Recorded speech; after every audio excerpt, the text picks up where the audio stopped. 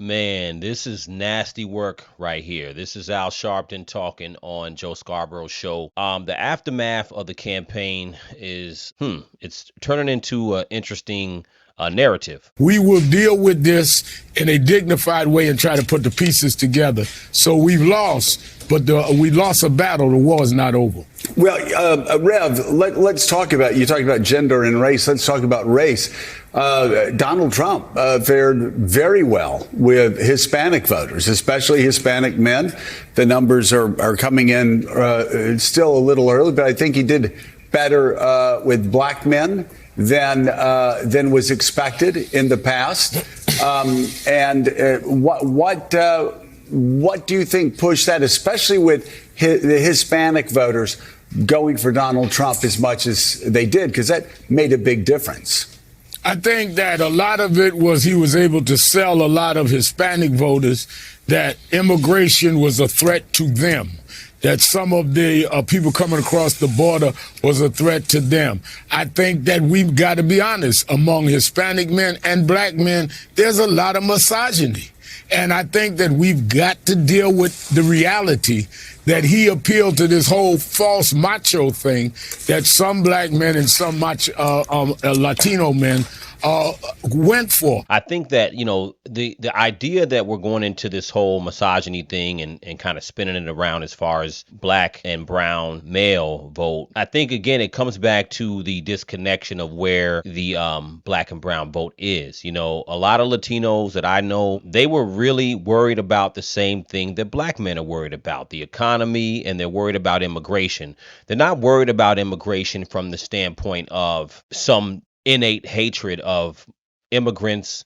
The reality is that, if you're living in the country and you see an influx of people coming into the country illegally in the country that you live in, you're just not going to like it. I mean, it's not a black and brown thing. It's really a matter of any country. I don't know anywhere else in the world where the people who are living in the country legally don't care if millions and millions, upwards of 10 million, come into the country illegally, and then are given resources from that country. It's just a normal human thing. So I think you guys are missing the ball. And I think this is the time for Democrats, like I said in many videos, to really sit back and reflect. You know what I'm saying? Really think about why a lot of voters did not vote for Kamala. I think that we cannot sit around just bedwetting. We've got to deal with the reality, and we've got to deal with the situation as it is in our own communities. Well, bedwetting gets you. Political bedwetting gets you. Exactly.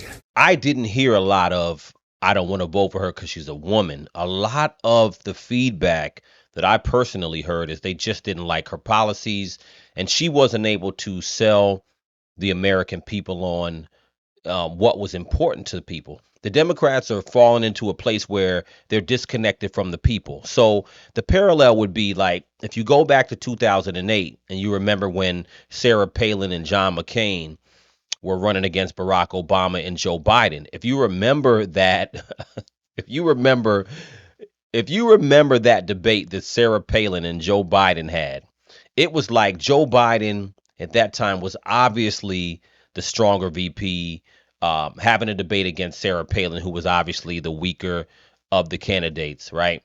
And she was up there. She didn't stand a chance. She just wasn't on that caliber of candidate. Now, as far as John McCain and Barack Obama, John McCain is a lifelong politician, but he just didn't have the charisma that Barack Obama did. And Barack Obama spoke to what was going on with the country in 2008. He was with the times. Look, at the end of the day, Kamala Harris, there's no hatred about her. She just wasn't in the times. She just wasn't connecting with what American people cared about in 2024. At some point, Democrats are going to have to confront some realities that they haven't wanted to confront in the past. They didn't want to confront the past issues on the border. It took them too long to confront that. We talked about a transgender inmate ad that ran 30,000 times that the Democrats refused to respond to, despite the fact it was Donald Trump's own policy, because I guess some people in the campaign, and we talked about this before, thought it might be, maybe they were too woke to actually respond to a false ad.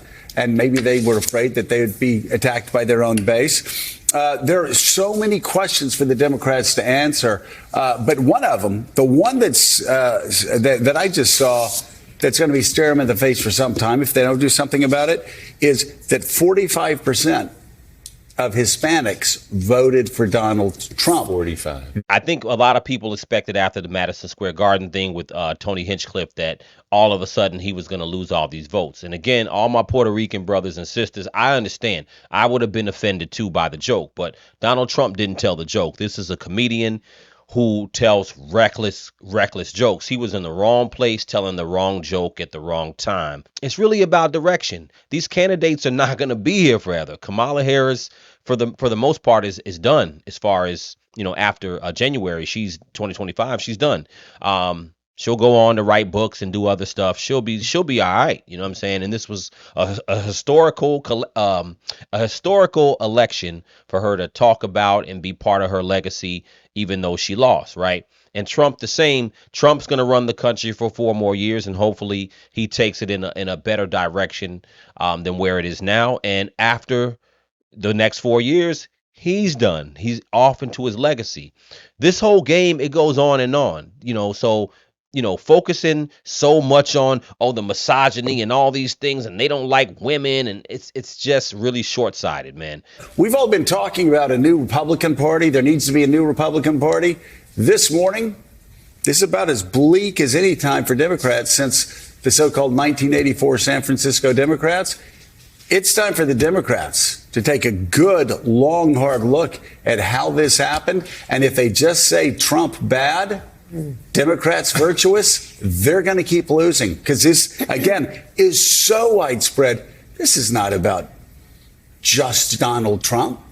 This is about the Democratic Party and being radically disconnected from the rest of the country. Look at the map. One time for Joe Scarborough. Please say it again. Say it again. Say it again. He just summed that up. And again, man, that's the reality. Everybody who's all annoyed and, I'm unfriending everybody I know. I'm not talking to anybody. I'm losing friendships. This is not what this whole thing is about. Don't let Al Sharpton and all these other people who, especially people in the black community, I don't want them to spin the narrative and keep spewing this garbage about black men. I think it's a bad look for black people. It's a bad look for Latino brothers, our brown brothers and sisters. It's a bad look for their community, because all you're going to do is make people keep going further and further away from the party. Like he said, to connect with the people who did not vote for you, you have to start understanding what they want. Let me know what you guys think in the comments. Crucial Convo.